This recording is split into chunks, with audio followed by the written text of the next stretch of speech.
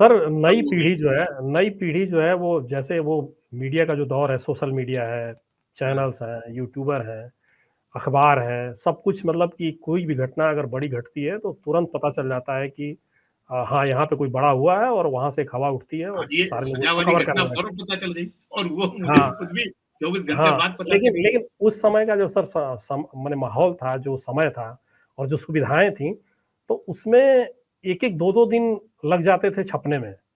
तो फिर माहौल हाँ, बनने में कितना दिन लगता था सर? जैसे कि मान जाइए कि आपने बताया कि 1 दिन बाद तो आप पहुँचे, फिर हाँ, उसके बाद अखबारों में सूचना नहीं आई थी, हाँ, फिर आप हाँ, लोगों ने रिपोर्टिंग की, वो यानी कि हाँ, 3 दिन पूरी खबर बाहर आने में 2-3 दिन लग गए। लग गए। अगले दिन तो नहीं आ पाई, रात को तो नहीं आ पाई, दिन में नहीं आ पाई, अगले दिन आई। तो फिर माहौल कैसे बना? जैसे मीडिया का इतना प्रभाव तो था नहीं, तो कैसे लोग एकजुट अब हुए? कैसे कैसे विरोध हुआ? कैसे आक्रोश फैला कि वो इंदिरा गांधी तक और या विश्वनाथ प्रताप सिंह तक गया? ये ये इलाका ये जो कौन-सी ताकत थी? जी, ये इलाका जो हुँ, पड़ता था यानी देवली या जसराना थाना, ये इस 2 बड़े अखबारों में या 2 बड़े शहरों के बीच में था। एक तरफ था आगरा, एक तरफ था कानपुर। आगरा में अमर उजाला था और कानपुर में था दैनिक जागरण। इन अखबारों की लीड बनी, बड़ी ख लीड क्या, जिसे बैनर बोलते हैं, यानी ऑटो कॉलम में हेडिंग लगती है, वो बनी। जी, जी। दिल्ली के अखबारों में छपा और चूँकि ज्ञानी जैल सिंह पहुँच गए, मुख्यमंत्री गए और फिर इंदिरा गांधी गईं, तो एक माहौल बनने लगा। तब इंदिरा गांधी तो खुद प्रधानमंत्री थी, मतलब उसके पहले चूंकि जी, इंदिरा गांधी बेलछी जा चुकी थी, जब वो प्रधानमंत्री नहीं थी, इस बार तो उन्हें जाना ही था कि तब जी, जनता पार्टी की सरकार में गई, अब प्रधानमंत्री है, उनके शासन में ये हो रहा है। तो ये राजनीति भी इसके पीछे थी, इसके पीछे जातियों की राजनीति थी, इसके पीछे राजनीति की जो आका लोग होते हैं, राजनेताओं की भी राजनीति थी। ऐसा नहीं था, वो संतोषा को सबकी तरफ से कहीं न कहीं प्रश्रय मिला हुआ था और क्योंकि दलित सबसे आसान टारगेट होता था कि दलित को मार दो, कुछ नहीं होगा। तो उस उस समय का समय जो ये सर था। रा उस समय का जो सर राजनैतिक परिदृश्य था उस इलाके जी, का, वो जी। किस तरह के लोगों का बाहुल्य था? जैसे कांग्रेस तो देखिए वा उस समय सत्ता में जी, थी, तो कांग्रेस के वाक़ई में उस समय ज़्यादा लोग रहे होंगे, विधायक रहे होंगे। लेकिन क्या कोई विपक्ष का भी था या जो दलित या ओबीसी जातियाँ थीं, उनका भी प्रतिनिधित्व उभर रहा था या देखिए अभी वो हाशिए पे था? दलित जातियाँ तब भी लोक दल में आने लगी थी। लोक दल में एक तरह से हो गई थी दलित जातियाँ और लोक दल यानी चौधरी चरण सिंह का जो लोक दल था उसमें जी, खास तौर पे ओबीसी जातियाँ, दलित तो नहीं कह सकते, दलित तो तब भी कांग्रेस में था। लेकिन कांग्रेस से मोह भंग उसका तोड़वाने के लिए कई लोग, कई पार्टियाँ लगी हुई थी। एक तो जो भी अपोजिशन के नाम पे, एक तो तब तक बीजेपी बन चुकी थी। बीजेपी 1980 में बनी है। उसके जी, पहले 77 पहले जनसंघ होती थी। एक तो बीजेपी बनी थी और वो भी समाजवाद के नारे के साथ। दूसरे जो समाजवादी पार्टियां थी वो एक तरह से लोक दल में विलीन हो चुकी थी।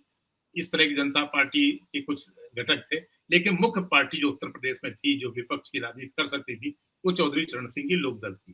क्योंकि देखिए 1984 में हम थोड़ा और आगे जाते हैं, जब इंदिरा गांधी के बाद चुनाव हुए, तो जो एक आदमी जीता उत्तर प्रदेश से, 2 लोग जीते, एक तो खुद चौधरी चरण सिंह आरएलडी से थे, दूसरे प्यारे मियाँ, महफूज हसन खान प्यारे मियाँ एटा जिले के थे, वो भी जनता पार्टी उसी लोकदल जो बाद में जनता पार्टी कहलाती थी, उसी से जीतते हैं। तो ये एक तरह से दिखा रहा था कि उत्तर प्रदेश में लोकदल मजबूत स्थिति में है, चौधरी चरण सिंह मजबूत स्थिति में थे। तो ये जो पिछड़ी जातियां थी, चूंकि चौधरी चरण सिंह अपने को उत्तर प्रदेश के दूसरे इलाकों में, गैर जाट इलाकों में जाकर कहते थे, मैं सबसे बड़ा यादव हूँ। यादव ही जी, ओबीसी की जातियों का या इंटरमीडिएट कास्ट का सबसे ताकतवर चेहरा था। तो चौधरी चरण सिंह कहते थे मैं खुद हूँ। मुलायम सिंह यादव तब तक कोई बहुत जानी पहचाना चेहरा नहीं था। ठीक है, वो सहकारिता मंत्री जनता पार्टी सरकार में रह चुके थे और उनका कोई बहुत बड़ा फेस नहीं था। लेकिन एटा जिला था, एटा, इटावा, एटा, मैनपुरी, ये 2 जिले थे, यादव बहुत थे।